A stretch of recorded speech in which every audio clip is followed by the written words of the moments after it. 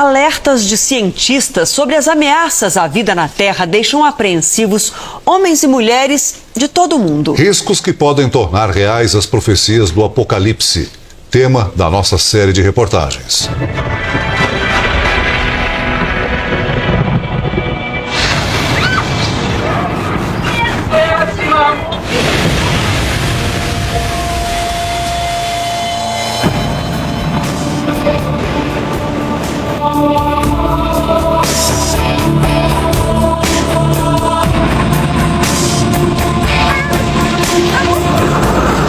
Quanto tempo ainda nos resta?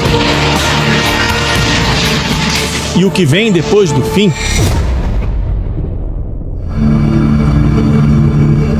Ao longo da história, esta é uma das perguntas que mais intrigam a humanidade. Entre as várias respostas encontradas pela imaginação e a fé dos homens e das mulheres está o livro do Apocalipse, o último dos 66 livros da Bíblia Sagrada. Mas o que é o Apocalipse? O fim do mundo mesmo. Apocalipse para mim significa o fim da Terra. O fim do mundo. Muitas pessoas, quando ouvem falar do Apocalipse, pensam apenas em catástrofe, mas Apocalipse não se resume a isso. O Apocalipse é a revelação dos atos de Deus em meio à história desse mundo. A própria palavra Apocalipse é muito interessante. Calipto significa sombra, apó para longe de. Apocalipse, para longe das sombras, logo algo revelado, algo descortinado para o conhecimento humano.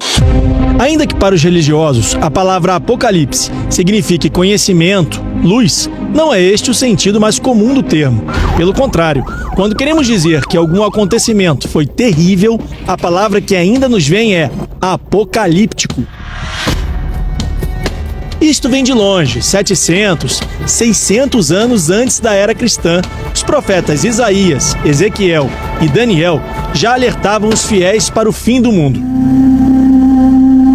Como eles viveram numa época em que os hebreus estavam dominados, os profetas falavam por símbolos, metáforas, meias palavras para bons entendedores.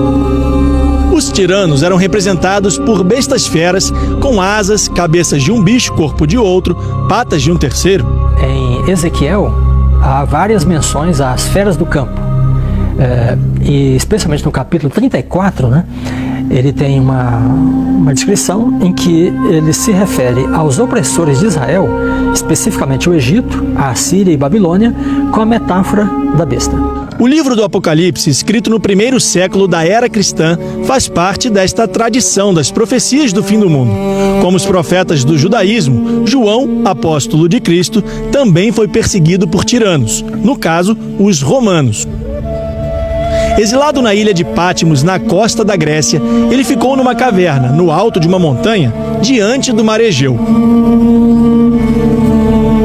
A caverna do Apocalipse, como se tornou conhecida, virou patrimônio da humanidade em 1999.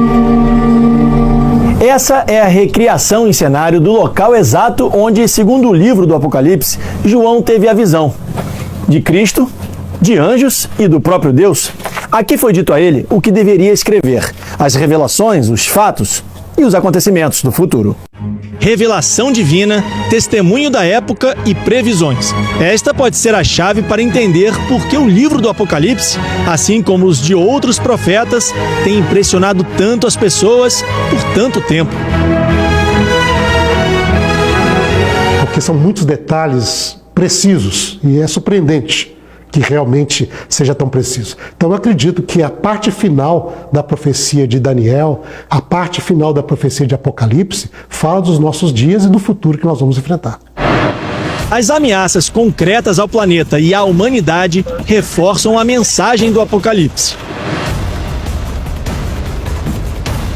Hoje, muitas pessoas, mesmo destituídas de qualquer valor religioso, teológico ou de fé, estão admitindo que o mundo está marchando para o seu fim.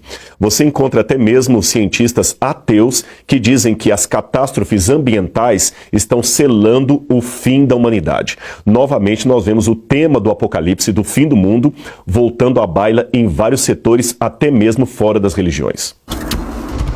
É o caso do relógio do fim do mundo. Ele foi criado em 1945, logo após a Segunda Guerra Mundial, por cientistas americanos ganhadores do Prêmio Nobel, para avaliar e alertar para os riscos de extinção da humanidade.